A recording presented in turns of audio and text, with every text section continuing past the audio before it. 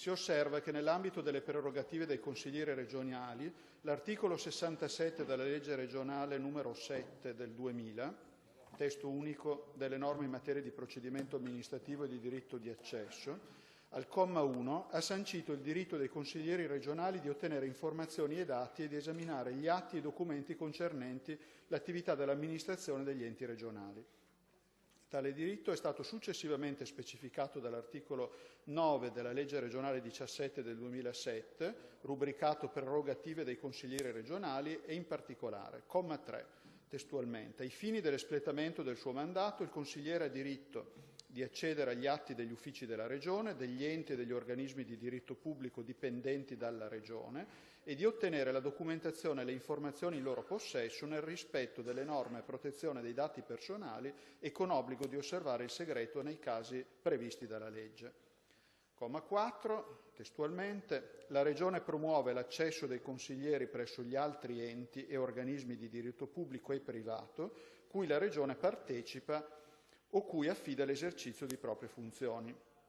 Infine il comma 5, il regolamento del Consiglio disciplina le modalità di esercizio dell'iniziativa del consigliere regionale per ciò che riguarda gli atti ispettivi di controllo, di indirizzo e legislativi. Allo stato attuale, quindi, la normativa consente al consigliere regionale di ottenere le informazioni e le notizie dall'amministrazione, nonché dagli enti regionali e dagli organismi di diritto pubblico dipendenti dalla Regione, senza la necessità di una specifica motivazione, in ragione dell'espletamento del mandato a cui è preposto. Premesso un tanto, con riferimento alle singole richieste dell'interrogante si osserva quanto di seguito. 1. Quali siano ad oggi le società strumentali della Regione sulle quali la stessa esercita effettivi poteri di indirizzo strategico.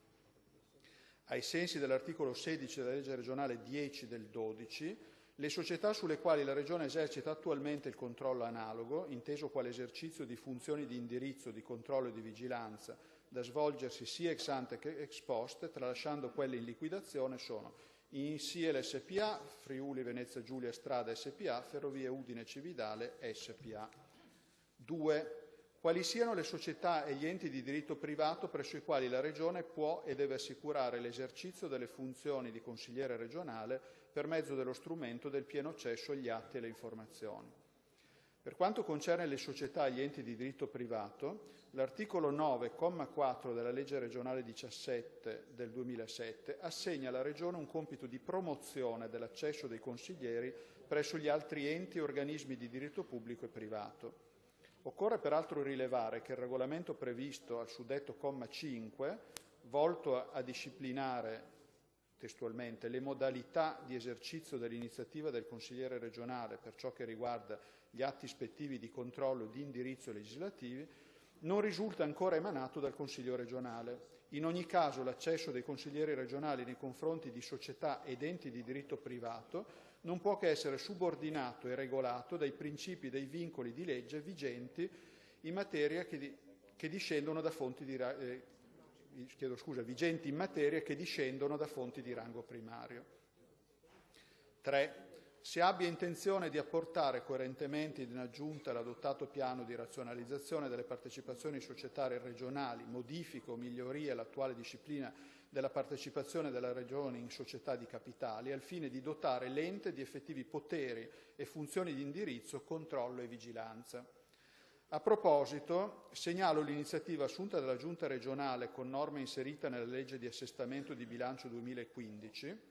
secondo la quale, testuale, nell'ambito delle attività connesse alla razionalizzazione delle partecipazioni societarie della Regione, finalizzate al contenimento della finanza pubblica, l'amministrazione regionale è autorizzata ad avvalersi di collaborazioni scientifiche in ambito universitario mediante la stipula di uno o più accordi ai sensi dell'articolo 23 della legge regionale 7 del 2000,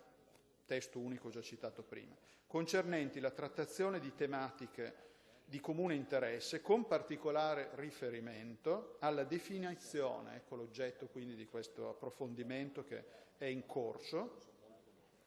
e che va proprio nella direzione della sollecitazione dell'interrogante, alla definizione di indicatori di performance atti a rappresentare le risultanze contabili delle singole società e a garantire la valutazione del grado di necessità della persistenza operativa, ovvero il grado di sovrapposizione e duplicazione di attività e funzioni svolte rispetto ad altre società, a fronte delle esigenze di sostegno allo sviluppo economico, sociale e culturale del territorio. Ho citato testualmente la norma. In attuazione di tale norma, a seguito della sottoscrizione di un accordo quadro con l'Università degli Studi di Udine e con quella di Trieste il 4 aprile scorso, è stato stipulato apposito accordo operativo con l'Università di Udine, volto alla realizzazione di un approfondimento tecnico-scientifico mirato a sviluppare e potenziare gli strumenti informativi a supporto delle decisioni da assumere in termini coerenti con le caratteristiche dello specifico contesto regionale. Quindi esattamente nella direzione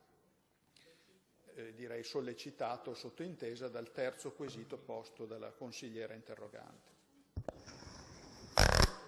Grazie, prego consigliera D'Azzovo. Sì, grazie Presidente, ma sì, le risposte erano un po' diciamo, scontate, nel senso che comunque insomma, le norme le sappiamo e